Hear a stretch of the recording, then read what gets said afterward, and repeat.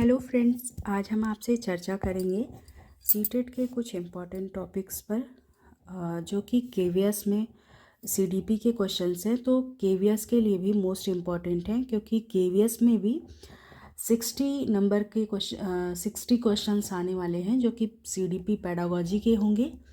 तो ये आपके लिए बहुत ही इम्पॉर्टेंट क्वेश्चंस बन सकते हैं।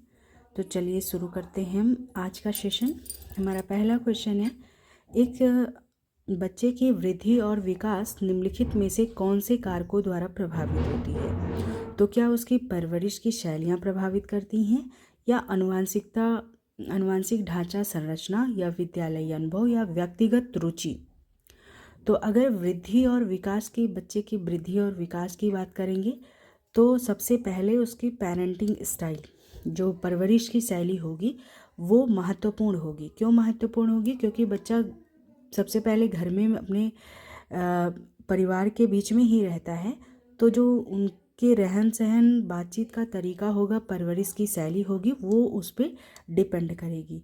दूसरा होगा जेनेटिक मेकअप, जो उसका आनुवांशिकी ढांचा है, संरचना है, जो जैसे उसके माँ बाप हैं उस तरह बच्चा वो भी होगा। तीसरा है स्कूलिंग एक्सपीरियंस, विद्यालयी अनुभव। हाँ, फिर वो स्कूल जाना शुरू करेगा तो वहाँ पे कई तरह के वातावरण से आए हुए बच्चों से मिलेगा, टीचर से मिलेगा, तो वो एक नए अनुभव की अनुभूति करेगा। तो विद्यालयी अनुभव भी उसकी वृद्धि और विकास में महत्वपूर्ण भूमिका निभाएंगे। चौथा ऑप्शन है व्यक्तिगत रुचि। तो पर्सनल इंटरेस्ट भी बहुत ही ज़्यादा मायने रखता है, क्योंकि बच्चा मेच्योर हो जाता है तो क्या अच्छा है क्या बुरा है वो सारी चीज़ों की जानकारी उससे लेता है। तो व्यक्तिगत रुचि, तो इसमें आपका पहले होगा पेरेंटिंग स्टाइल, दूसरा होगा जेनेटिक मेकअप, तीसरा होगा स्कूलिंग एक्सपीरियंस और चौथा होगा पर्सनल इंटरेस्ट। तो इसका डी ऑप्शन सही जाएगा। हम चलते हैं अगले क्वेश्चन की ओर। अगला क्वेश्चन है हमारा, डेवलपमेंट में विकासात्मक परिवर्तन, डेवलपमेंटल चेंजेस इन चिल्ड्रन। तो इसमें होगा पहला कि सभी संस्कृतियों में सार्वभौमिक गति से होते हैं, दूसरा है एक आयामों और रैखिक है, तीसरा है वंशानुगत और पर्यावरणीय कारकों के बीच एक जटिल अंतःक्रिया, चौथा है अपरिवर्तनीय है और पैर की अंगुली से सिरे तक आगे बढ़ते हैं। बच्चों में विकासात्मक परिवर्तन सबसे ज़्यादा महत्वपूर्ण भूमिका होती है विकासात्मक परिवर्तन में कि आनुवांशिकता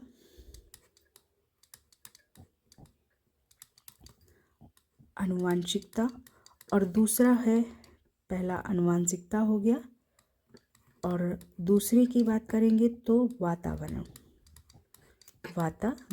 दो चीज़ें महत्वपूर्ण भूमिका निभाती हैं बच्चों के विकासात्मक परिवर्तन में।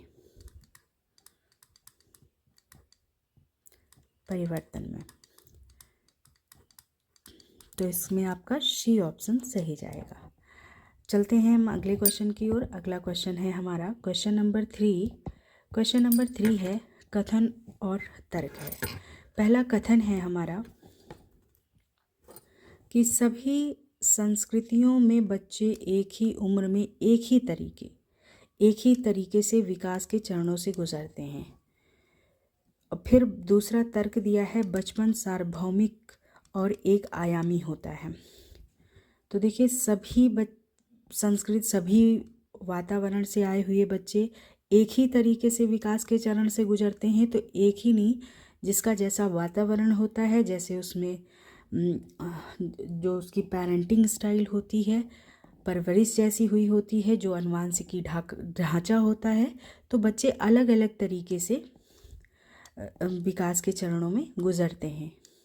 और दूसरा है बचपन सार्वभौमिक और एक आयामी होता है। तो ये बहुत ही इम्पॉर्टेंट है कि बचपन सार्वभौमिक और बहुआयामी होगा, एक आयामी नहीं, ये बहुआयामी होता है।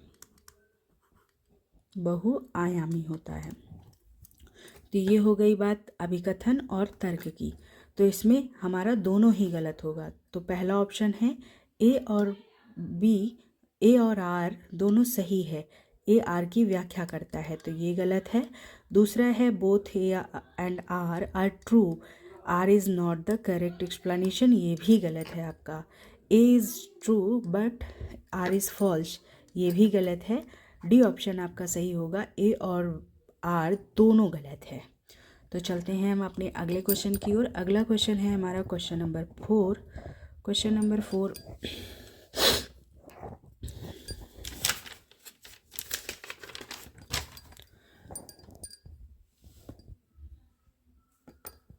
क्वेश्चन नंबर 4 है हमारा, सीमा अपनी मम्मी की आज्ञा के बिना रसोई से मिठाई खाने से डरती है। उसे लगता है कि मम्मी को पता लगने से उसे सज़ा मिलेगी। कोहल वर्ग के नैतिक सिद्धांतों में से के अनुसार कौन सी सीमा का स्तर बता रहा है? तो क्या पोस्ट कन्वेंशनल स्टेज उत्तर पारंपरिक अवस्था बता रहा है, पूर्व पारंपरिक, अमूर्त स्टेज पारंपरिक? तो ये दोनों तो होंगे नहीं, होंगे तो ये दोनों, तो ये बहुत ही छोटे बच्चों की बात होगी। ये 2 साल से, ये थोड़ा बड़े बच्चों की 7 से 9 साल तक के बच्चों की बात होगी, पूर्व पारंपरिक स्तर। तो इसमें क्या होगा, सीमा को डर लग रहा है कि अगर मम्मी को पता चलेगा कि मिठाई मैंने रसोई से चुरा कर खाई है तो उसे सज़ा सुनाई जाएगी। तो इस उम्र के बच्चे जो है, जो के निर्णय मुख्य रूप से वयस्कों की अपेक्षाओं और नियमों को तोड़ने के परिणामों को प्रभावित करती है। इसमें 2 चरण होंगे आपका। पहला होगा आज्ञा और दंड, और दूसरा होगा आपका व्यक्तिवाद विनिमय, व्यक्तिवाद और विनिमय। तो इसमें आपका सही ऑप्शन कौन सा होगा? बी ऑप्शन आपका सही ऑप्शन जाएगा। अगले क्वेश्चन की ओर चलते हैं हम। हमारा अगला क्वेश्चन है क्वेश्चन नंबर 5 है। तो इसमें पूछ रहा है कि जीन पियाजे के अनुसार संज्ञानात्मक विकास किस प्रक्रिया द्वारा सुगम होती है? किस प्रक्रिया द्वारा सुगम होती है? क्या एडॉप्टेशन, रिफोर्समेंट, रिहर्सल या एल्गोरिदम? तो देखिए, पुनर्वलन ये सब स्क्रीनर वाले में आता है, पूर्वाभ्यास भी नहीं आएगा, एल्गोरिदम भी नहीं आएगा।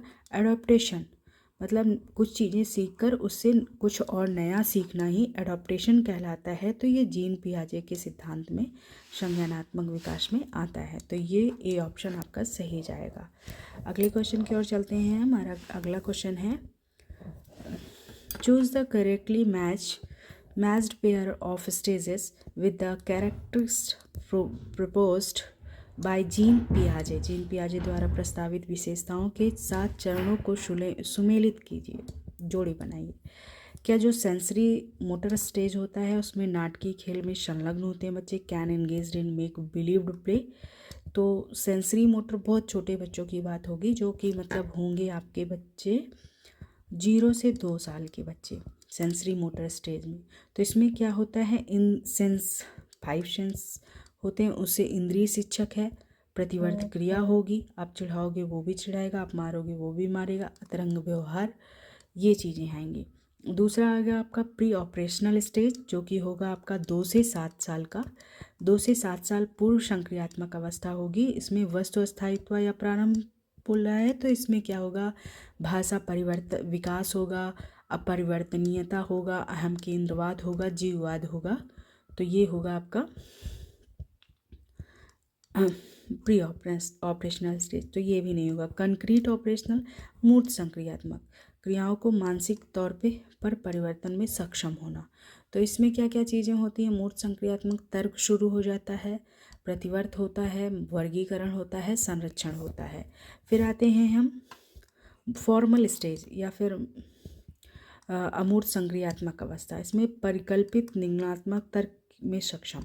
तो ये ऑप्शन आपका सही जाएगा, क्योंकि जो इसे अमूर्त संक्रियात्मक अवस्था कहें या अनौपचारिक संक्रियात्मक अवस्था कहें, ये 11 वर्ष से शुरू होती है, 11 वर्ष से एडोलसेंस तक।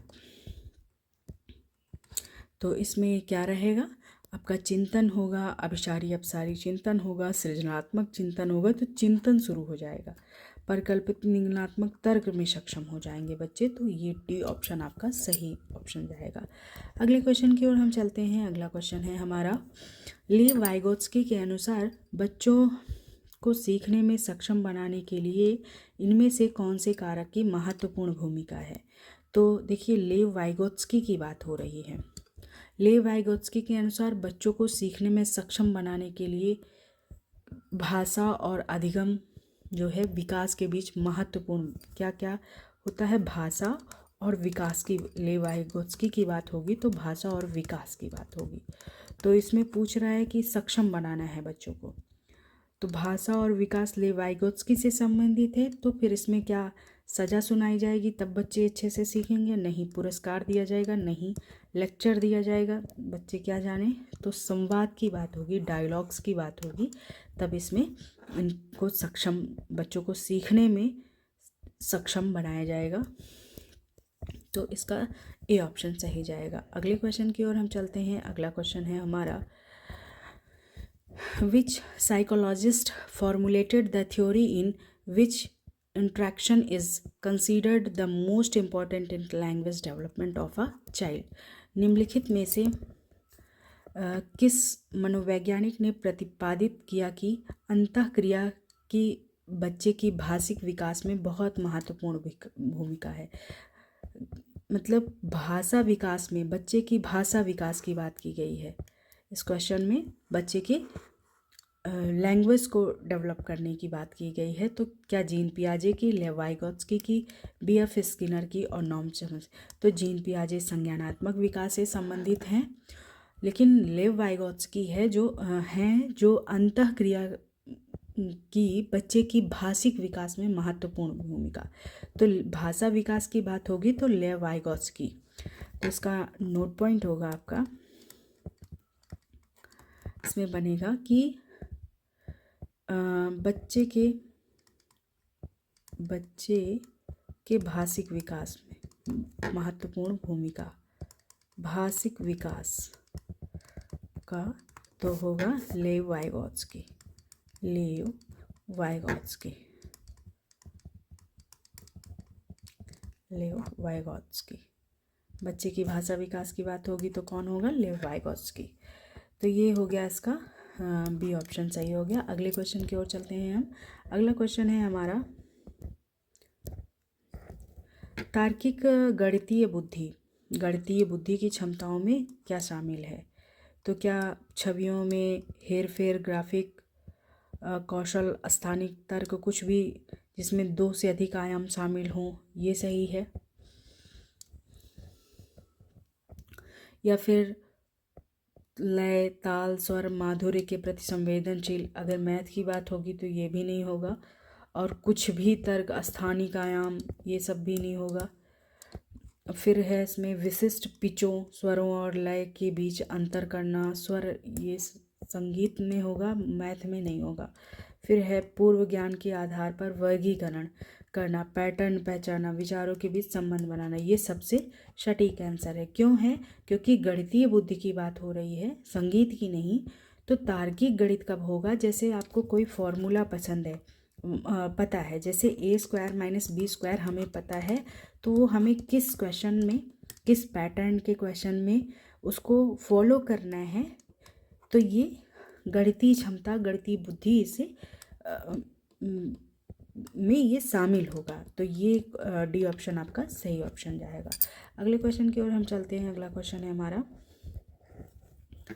विभिन्न पृष्ठभूमियों के बच्चों को के सीखने की सुविधा के लिए शिक्षकों को चाहिए कि वे गैर प्रासंगिक पाठ्यक्रम का पालन करें, विभेदित निर्देश लागू करें, मानकीकृत मूल्यांकन का पालन करें, बहिष्करण प्रथाओं का अभ्यास करें।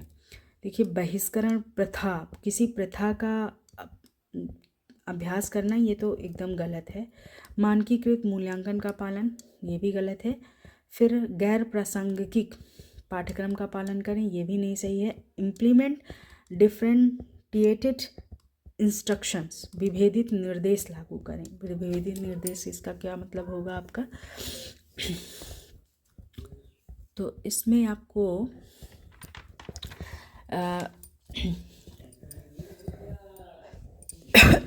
जैसे पिछड़े दिव्यांग बच्चों सहित सभी को एक समान शिक्षा देना, ये एक टीचर की भूमिका है। और विविध शैक्षणिक निर्देशात्मक रणनीतियों का उपयोग करना और व्यक्तिगत छात्रों को की सीखने की गति का सम्मान भी करना। उनकी जो किसी को कोई बच्चा जल्दी सीख रहा है, कोई बच्चा धीरे धीरे सीख रहा है, तो ऐसा नहीं है कि आपका इतना सिलेबस है आप जल्दी से उसको कंप्लीट करो। जब तक सारे बच्चों को नहीं समझ आ जाता है तब तक आपको उस पर ध्यान देना है। अगले क्वेश्चन की ओर चलते हैं हम। तो इसका बी ऑप्शन चाहिए होगा। अगले क्वेश्चन की ओर हम चलते हैं। हमारा अगला क्वेश्चन है, प्रतिभाशाली अधिगमकर्ताओं के संदर्भ में लीक से हटकर सोचने, मतलब जो आपका एम है उससे हटकर सोचने के इस्तेमाल करने के लिए क्या किया जाता है। प्रतिभाशाली बच्चों की बात हो रही है। तो मतलब वो जो उनका एक आउट ऑफ द बॉक्स, मतलब एक जो एम है उससे हटकर सोचने की बात हो रही है। तो प्रतिभाशाली अधिगमकर्ताओं के संदर्भ में लीक से हटकर सोचने का इस्तेमाल अपसारी सोच के लिए होता है। एक आपका होता है अभिसारी सोच, जैसे जिसमें मतलब किसी क्वेश्चन का एक आंसर हो सिर्फ बस। और अपसारी चिंतन क्या है, अपसारी की बात होगी तो अपसारी का मतलब एक क्वेश्चंस के कई सारे आंसर दे सके। तो जो बच्चे प्रतिभाशाली हैं वो अपसारी चिंतन का करेंगे। तो इसमें अपसारी डाइवर्जेंट थिंकिंग, मतलब एक क्वेश्चन को कई तरीके से, एक टॉपिक को कई तरीके से एक्सप्लेन करना, ये जो है प्रतिभाशाली बच्चों का की बात होगी, अपसारी सोच की बात होगी। तो इसका डी ऑप्शन चाहिए। अगले क्वेश्चन की ओर हम चलते हैं। हमारा अगला क्वेश्चन है, शिक्षा में समावेश का क्या अर्थ है। शिक्षा में समावेश का क्या अर्थ है। विशेष विद्यालयों में विकलांगों की शिक्षा का प्रबंध करना, सभी बच्चों को गुणवत्तापूर्ण शिक्षा का प्रावधान और प्रतिभाशाली बच्चों का विशेष विद्यालयों में नियोजन, समावेशी व्यवस्था में विशेष बच्चों के लिए अलग अलग वर्गों का प्रावधान। तो समावेशन का अर्थ है कि मतलब सभी प्रकार के सभी बच्चों को गुणवत्तापूर्ण शिक्षा का प्रावधान करना। तो इसमें आपका सभी बच्चों को तो प्रावधान करना, तो इसका बी ऑप्शन आपका सही जाएगा। तो अगले क्वेश्चन की ओर हम चलते हैं। हमारा अगला क्वेश्चन है, which of the following don't characterized inclusive classroom. निम्नलिखित में से कौन सा समावेशी कक्षा की विशेषता नहीं है, पूछ रहा है। सकारात्मक कोऑपरेटिव लर्निंग और universal design of learning, reasonable accommodation और स्टैंडर्डाइज्ड इंस्ट्रक्शन। तो बात होगी कि जो है सकारात्मक अधिगम या फिर सीखने के लिए सार्वभौमिक। तो इसमें आपका होगा मानकीकृत, मतलब स्टैंडर्डाइज्ड इंस्ट्रक्शन। तो आपका डी ऑप्शन सही जाएगा। अगले क्वेश्चन की ओर हम चलते हैं। अगला क्वेश्चन है हमारा, principle of socio constructivist theories of learning. अधिगम के सामाजिक सांस्कृतिक सिद्धांत में क्या जानकारी के स्मरण पर जोर देते हैं। प्रमुख रूप से शिक्षक की निर्देशक की भूमिका पर जोर देते हैं। सीखने में सामाजिक संदर्भ की भूमिका को अहम मानते हैं। पुनर्वर्ण और सजा का इस्तेमाल को प्रतिपादित करते हैं। तो बात होगी अधिगम के सामाजिक सांस्कृतिक सिद्धांत की। तो इसमें पहले जानकारी के स्मरण पर जोर देना, ये तो गलत है। प्रमुख रूप से शिक्षक के निर्देश की भूमिका पर जोर देना, ये भी गलत है। फिर तीसरा आपका है, सीखने में सामाजिक संदर्भ की भूमिका को अहम। तो ये सी ऑप्शन आपका सही जाएगा। तो सी ऑप्शन आपका सही है। पुनर्वलन सजा ऐसा कुछ वो सही क्वेश्चन नहीं, सही ऑप्शन नहीं है।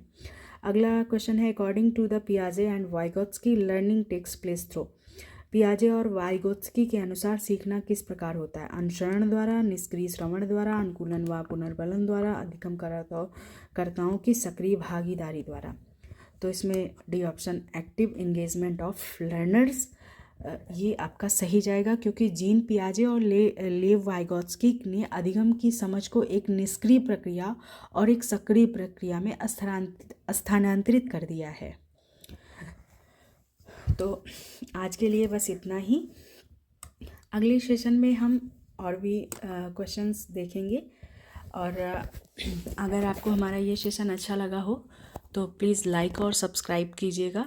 और हम केवीएस की भी पेडागोजी साथ साथ लेके चलेंगे, और उसके साथ हम कुछ इम्पोर्टेंट टॉपिक पर, चाहे वो केवीएस से रिलेटेड होगा, मैथ, ईवीएस और हिंदी, जो भी टॉपिक का रहेगा मैं उसके भी क्वेश्चंस हम अपने इस चैनल पे सॉल्व करेंगे। तो आज के लिए बस इतना ही। Thank you so much.